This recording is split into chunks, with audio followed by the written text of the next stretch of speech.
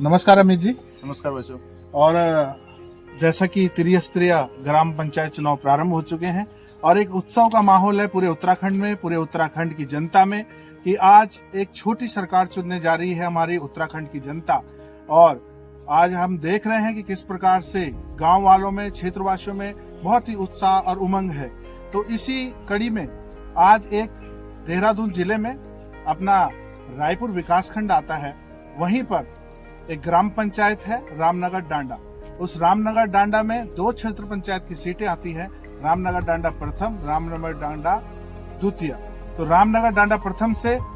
प्रत्याशी जो हमारे बीच में इस टाइम वो है अमित कुकरेती जी। अमित जी, आपका स्वागत है एक छोटी सी भेंटवार्ता में। धन्यवाद सर। और जैसा कि अमित जी ने बताया कि जो अभी आपको बताएंगे भी किस प्रकार से अमित जी जो आपका जो संघर्ष रहा है राजनीतिक जीवन का, चाहे छात्र संघ रहा हो या गांव की पॉलिटिक्स रही हो, किस प्रकार से आपके राजनीतिक जीवन की शुरुआत हुई है? जी भाई साहब, सर्वप्रथम मैं सन 2008 में डोयाला डिग्री कॉलेज से छात्र संघ उपाध्यक्ष का चुनाव जीत कर आया था। और उसके बाद हमने डोयाला में, भानेवाला में, थानों में तमाम प्रकार के जो भी हमारे लायक सेवाएं रही हों, जन समर्थन रहा हो, जिस प्रकार का भी जन समस्याएं रही हो, उस पर हमने विधिवत विचार किया, उन पर काम करने का हमने कोशिश की है।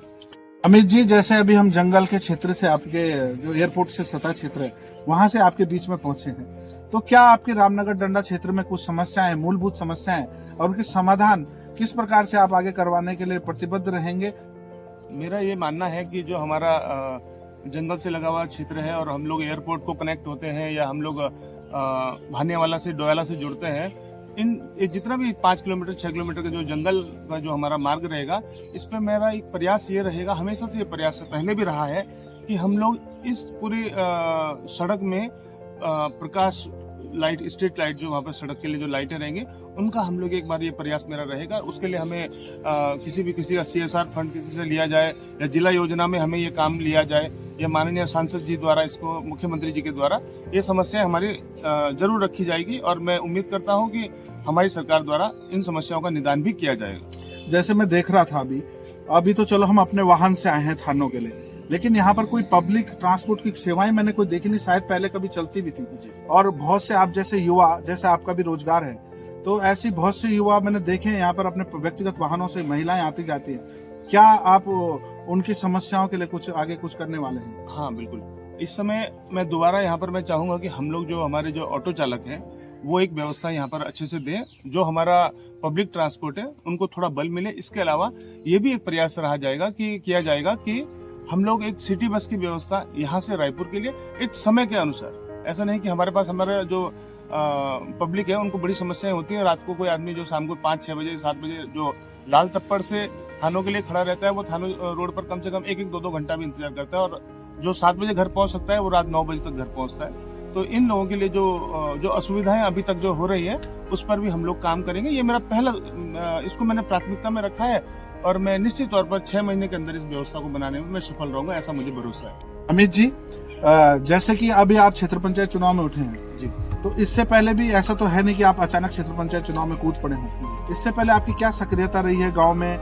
क्या गांव के युवाओं के लिए, क्षेत्र के बुजुर्ग महिलाओं के लिए आपका संदेश रहने वाला है? मेरा ये मानना है कि वर्तमान में हमने एक संगठन पिछले कुछ समय में बनाया था, 5 साल हमें हो गया है, मातृभूमि सेवा संगठन करके हम लोगों ने बनाया था। और सौभाग्य ये रहा कि उस संगठन में मुझे अध्यक्ष का दायित्व, अध्यक्ष पद में मुझे वहाँ पर आसीन किया गया हमारे कार्यकर्ताओं के द्वारा। और इस बीच हमने, चाहे वो रामनगर डांडा में ग्राम वासियों के साथ मिलकर रामनगर डांडा की सड़क निर्माण का कार्य रहा हो, और इसके अलावा कोविड काल आया तो उस समय हम लोगों ने कोशिश ये रही कि कहीं हम लोग सैनिटाइज करें, या जिस भी परिवार में कोई व्यक्ति अगर वो उसको कोविड हुआ है या उसको बीमारी के तहत उसको दिक्कतें आई, तो वहाँ पर भी हमने जाने का प्रयास किया और उनके घर पर सैनिटाइज करना इत्यादि बहुत सारे कार्य हमारे द्वारा किए गए। और हमारे पास एक हमारी धरोहर है, भुइया देवता मंदिर है, वहाँ पर भी हम लोगों ने प्रयास किया था कि एक टीन सेट वहाँ पर बने, ताकि हमारे जो वार्षिक हमारे जो भंडारे होते हैं या अन्य लोगों के द्वारा जो वहाँ पर पूजा पाठ का कार्य किया जाता है, उनको वहाँ पर किसी प्रकार की कोई असुविधा न हो। तो इसके लिए भी हमने किया था और हम लोग भविष्य में भी चाहेंगे कि इस काम को हम लोग जो अभी तक नहीं हो पाया है उसको हम लोग करेंगे, चाहे उसके लिए हमें किसी लेवल पर भी हमें जाना पड़े। ये भी मेरा प्रयास रहेगा। और इसके अलावा हमने ऐसा भी एक कार्य किया था कि इस संगठन के नाते कुछ लोग जुड़े हैं, बीच बीच में हमने एक खेल प्रतियोगिता इत्यादि, क्रिकेट खेलना, ये जो लोग मतलब वंचित थे, जो चाहते थे खेल होना चाहिए लेकिन नहीं हो पाया, उन लोगों को भी जोड़कर हमने कई ग्राउंडों में हमने क्रिकेट मैचों का आयोजन किया। अमित जी, जैसे मैंने देखा था कुछ समय पहले, जैसे आपकी रामनगर डांडा एक सड़क थी, उस निर्माण के लिए एक जन आंदोलन हुआ था, तो क्या आंदोलन रहा कि पार्टी में रहते हुए भी कभी कभी आपको सरकार के खिलाफ भी क्षेत्र के विकास के लिए जाना पड़ा? निश्चित कभी कभी क्षेत्र के लिए हमें सरकारों का भी विरोध करना पड़ा और सरकारों के साथ समन्वय बिठाकर दोबारा उन कार्यों को भी सफल बनाना पड़ा। और सरकारें हमेशा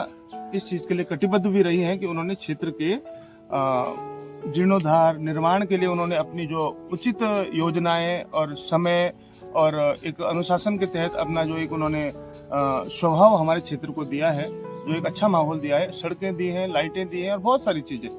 तो इसके लिए मैं सरकार का धन्यवाद भी देना चाहता हूँ। और होता है सर, कभी कभी अपने लोगों के भी खिलाफ खड़ा होना होता है, तो ऐसी परिस्थितियां रही है। और जो समाज की जो चाहत थी, जो उनकी वास्तविक जो समस्या थी कि सड़क पहले, तो सरकारें तो आएंगी जाएंगे, तो व्यवस्थाएं बनी है, लेकिन समाज के साथ रहना है और समाज को आगे लेकर चलना है। तो कहीं पर विरोधाभास भी होता है, तो उसके लिए किसी भी व्यक्ति को ऐसा नहीं सोचना चाहिए कि हम लोग तो आप अब जैसे कुछ ही दिन चुनाव के लिए रह गए और आपका द्वितीय चरण में मतदान होना है, बिल्कुल, और आप अपनी बोली भाषा में अपने क्षेत्र वासियों से जल्दी से कुछ वोट अपील भी कीजिए और अपने विचार उनके सामने रखेंगे। मेरो सब गांव वासियों से मेरा एक विनम्र निवेदन है कि हम लोग इस बार क्षेत्र पंचायत को चुनाव लड़ रहा हूँ रामनगर डांडा प्रथम से, और मैं बहुत विश्वास भी है और उन मेरे हमेशा साथ भी देने, और बहुत अच्छा जो लोग हैं, बहुत ईमानदार प्रवृत्ति का जो लोग हैं, वो मेरी खातिर बहुत ईमानदारी से काम कर रहे हैं। और उनकी भी यह इच्छा कि वो मतलब ये चुनाव मैं हूँ जीते पंचायत की एक इकाई क्षेत्र पंचायत में मुझे वो सम्मिलित करना की उनकी इच्छा। तो अगर ये सब चीज़ें हो जाए, हम लोग निश्चित तौर पर हम लोग अगस्त से ही काम बहुत सुचारू रूप से करला, और एक जन समर्थन के बाद एक जन समस्याओं को लेकर हम लोग आगे बढ़ेंगे और काम भी करेंगे। नमस्कार दोस्तों, आपने देखा कि आज किस प्रकार से त्रिस्तरीय पंचायत चुनाव की एक कड़ी में थानो, जो एक बहुत सुंदर गांव है रायपुर विकास खंड में, उसमें एक युवा और जो छात्र संघ से ही अपना संघर्ष करते हुए गांव की मांगों को लेकर, गांव की समस्याओं को लेकर, कभी सरकारों का विरोध करते हुए भी आगे क्षेत्र के विकास के लिए अपने करियर की चिंता न करते हुए बहुत दूर अपने एक सामान्य परिवार से आगे आने वाला एक व्यक्तित्व आज आपके बीच में क्षेत्र पंचायत पद प्रत्याशी हेतु आपके सामने अपने अमूल्य मत के लिए आपसे निवेदन कर रहा है। और अब परिणाम तो आगे आने वाले दिनों में ही देखे जाएंगे, लेकिन युवाओं को राजनीति में आगे आना चाहिए और खेल क्षेत्र पंचायत की जो विशेष योजनाएं हैं, पंचायत में जो स्कूल बने, विद्यालय की भवन बने, सड़कों का जाल बिछे, इसके लिए ऐसी क्षेत्रवासियों की हमेशा प्रयास रहता है। और आप सभी का धन्यवाद कि आप लोगों ने हमारी बीच की इस भेंट वार्ता को सुना। आप सभी को बहुत बहुत धन्यवाद।